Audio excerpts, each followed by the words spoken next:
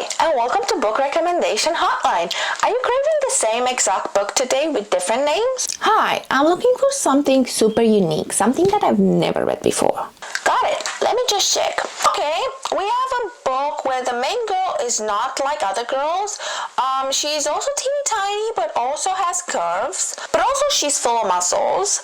Even though the only thing she ate in the past month is exactly half a peanut and 4 crumbs of bread. And the love interest is emotionally unavailable, but smells like woods and forest and vanilla. And there's some kind of competition that they didn't sign up for.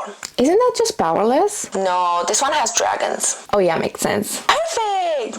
It does promise to be your new obsession and make you insufferable, and don't ever stop talking about it. Hit that like button if you're obsessed with K-pop Demon Hunter as well. And don't lie, I know you sing Golden in the shower. Golden shower. Huh? Not Golden Shower, you're listening to Golden, the song in the shower. If you like golden showers, hello everyone and welcome to my channel, or welcome back to my channel. If you're coming back to my channel, hi, I love you and I missed you. But yeah, you saw that skit I just did.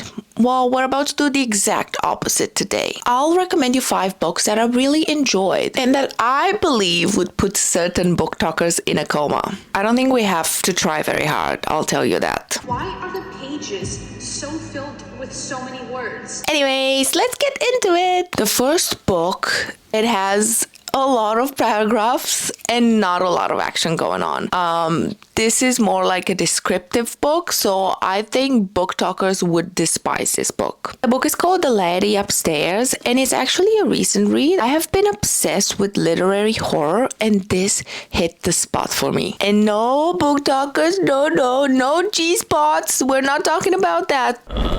To answer your question, no, it doesn't have spice. No chilies to be seen in sight. Anyways, the best way to describe this book is a fever dream depicting the darkest desires and ambitions of a maid. We follow Anne, a maid working at Ropner's Hall, this huge estate.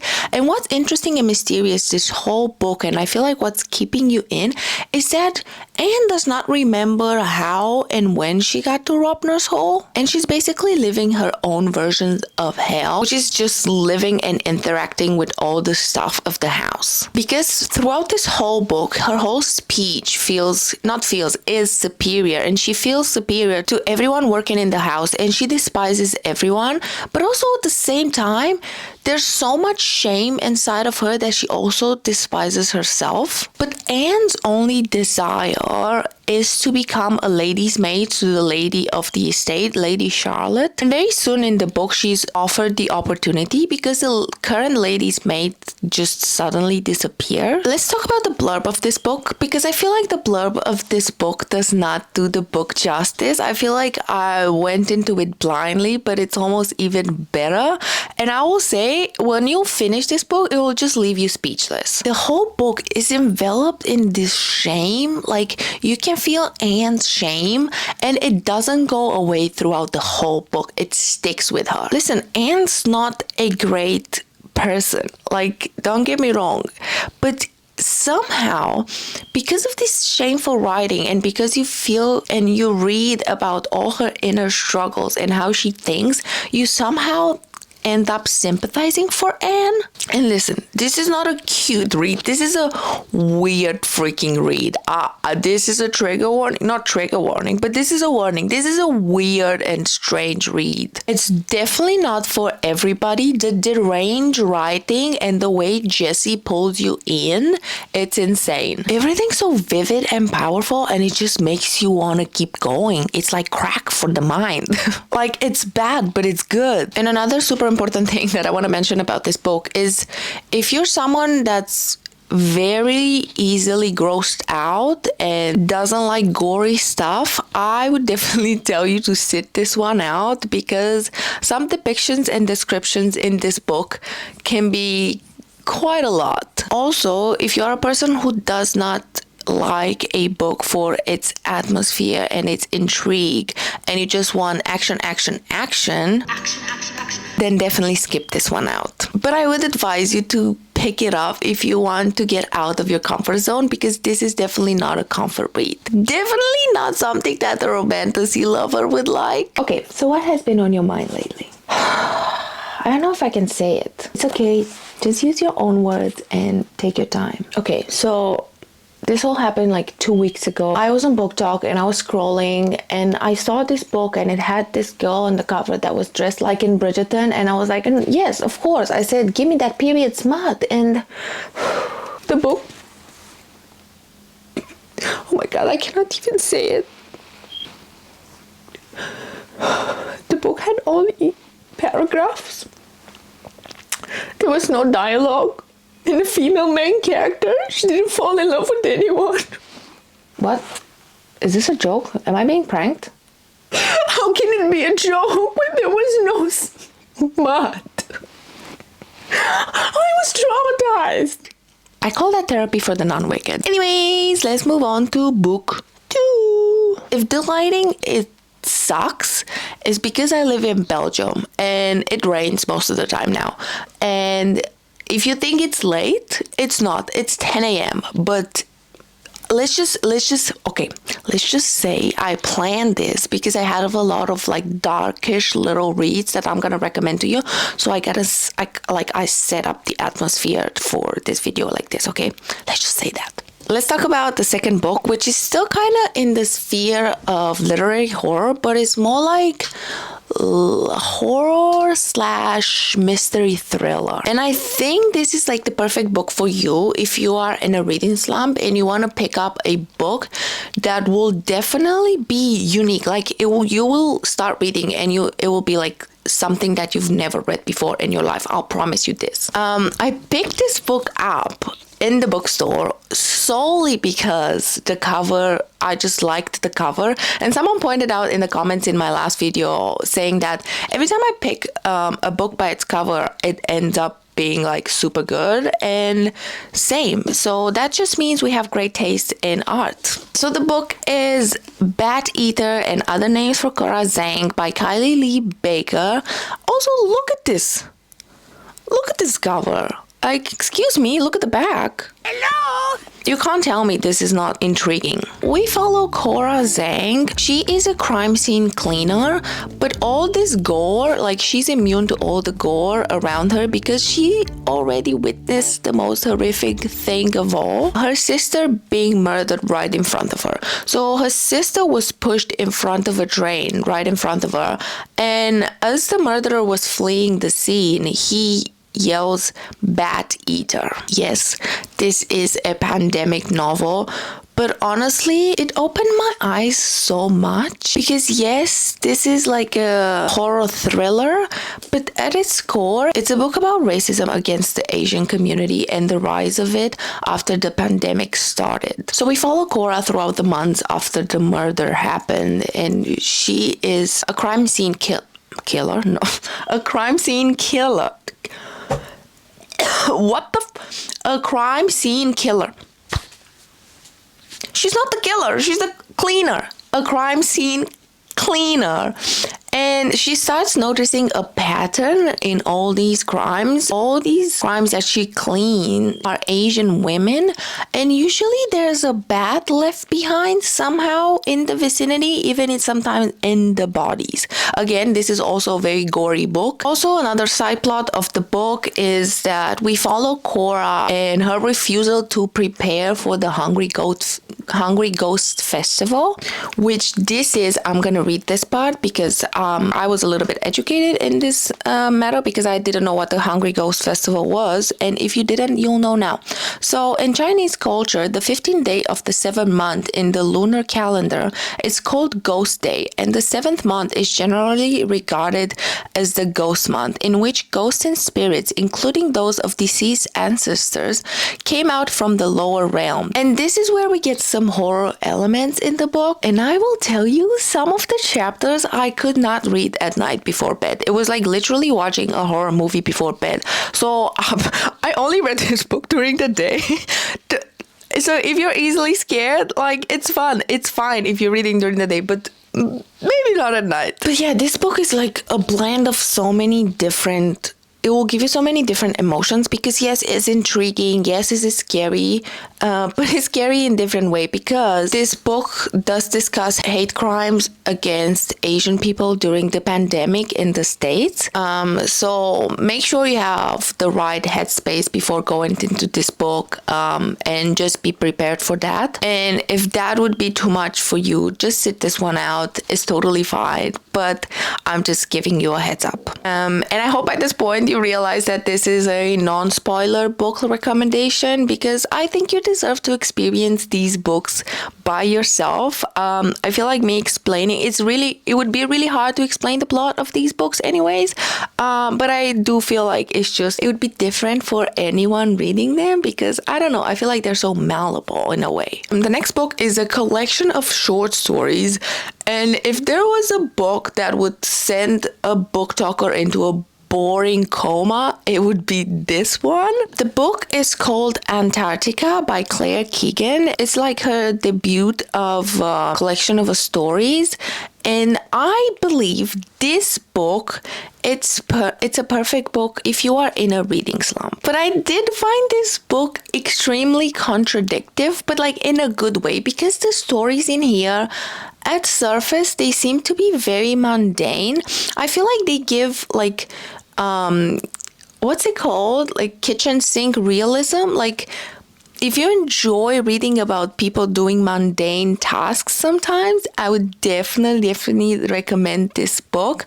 But yeah, it contradicts because it seems mundane at surface, but Claire, just closely under the surface, she describes the complexities of just being a human and dealing with grief and loss and yearning for a better life, and just all painted like in like a sad and gray world. Characters in here are so flawed in so many fucked up ways, but that's what makes them relatable, and that's what keeps you going reading this book. Title Antarctica comes from the first short story in this collection, and that's the one that just blew my mind a lot because I don't want to give away too much because these are very short stories, but the way this one ended, it just made me just like, literally I was reading and then it was just like I stared into nothingness for like 5 minutes after this book. I was just like, I don't know. I feel like this one, it's a bit of a mess of a recommendation, but I feel like you'll get the vibes once I say this. This book gives me the feels of watching a coming of age British TV show. The characters are flawed. They do weird shit. They swear. They do illegal stuff, but you somehow end up caring for them. So yeah, definitely pick this one up if you like to read about relatable shit and you like that kitchen sink realism. I feel like this next book might appeal to BookTok a little bit. Definitely because the title gives a little bit of fantasy, but I will still include this one in here because it has become one of my favorite reads of this year. And I have been talking a lot about it on Instagram. It has been months, I think, since it was released. I think it was released this year in February, but I am sad that I feel like I don't see enough people talking about this book. I received this as a digital ARC. I still want to buy the physical copy because I do want to support the author even more. I feel like she became an author for me. The book itself is called The Winter Goddess by Megan Bernard, and if you like mythology in general, and if you liked Circe by Madeline Miller, this is in that area of female rage. This book is inspired by Gaelic mythology, and we follow our main character, which is Kaylee. Is this how you pronounce it? I'm sorry. Kalaya? Let me Google, because I don't want to fuck this one up. Kalyach. Oh my god, it's Kalyach. Okay, in Gaelic, it's pronounced Kalyach. Anyways, let's move on. So yeah, we follow Kalyach, the goddess of winter. If I'm fucking this one up, I am so sorry. I'm not even like a native English speaker, so I'm so sorry. But anyways, when Kalyach creates a very long and harsh winter that basically kills a lot of people. In those times, like, people didn't have like central heating and they were dependent on their crops. So if a winter was going for too long, it was like very, very dangerous for them. So basically, this goddess just throws a tantrum and kills like a lot of people. So when she does this, the queen of the gods and her mom, Danu, sentences Kalyach to live and die as a mortal over and over again until she understands the fragility and the importance of human life. So we follow this goddess' different lives that she lives, which are filled with struggles, and we get to see her get attached to people over and over again that are dying around her, that she has to die and leave them. And it's such a gut-wrenching story, pulls at your heartstrings so much. Spoiler alert, this book has a doggy dying. Like, this was me reading when this happened.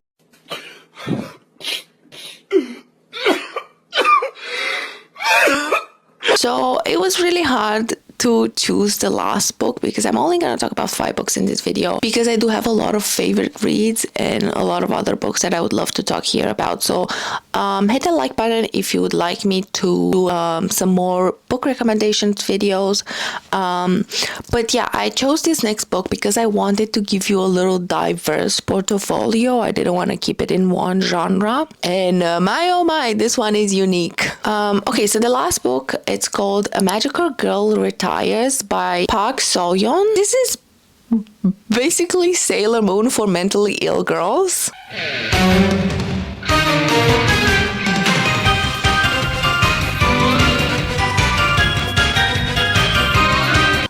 I will be honest with you, I am a weeb. So I picked this one up solely because I fucking love shoujo anime. But yeah, this is a book. It's not a manga. It just gives me the vibes. Girl who loves anime, but also now is grown up and an adult, and she needs to also read about her real struggles in her life. This is a short novel, and this was so whimsical and silly at the same time, while also addressing a lot of very real problems. We follow our main character, Aurora, and she is this 29-year-old who's in crippling debt, and she's just struggling with life in general. And our short story starts when she is actually contemplating exiting. She somehow gets sucked into this world of magical girls where magical girls are not what you see in anime in this book. They have real life duties. Like, you get to read about job fairs and unions and trade and all of these stuff. Anyway, and she's joining these girls and she's trying to find what's her magical power. You get to read about this blossoming friendships, and you also get points about climate change, existentialism, and feminism. And it's just, I don't know how to put it in words. Like, it's really hard to put this book in words. And what really sealed the deal for me in this book was the ending and the author's note. And I do really think this book did a really, really good job of hiding darkness in plain sight. I feel like with this cuteness and, I don't know, girly type of shoujo manga, combining that with real world problems, you get to read about them, but it's a bit concealed, but you still think about them. Don't get me wrong. It's not like, I'm ignorant about this. No, you read about them in a very unique way. It also has illustrations, so I would definitely recommend picking this one up in a physical form, not an audiobook form. Anyways, that's all I have for you today, folks. Please go to the comment section and name a book that you think BookTok would hate. And I'll see you in the next one. Bye!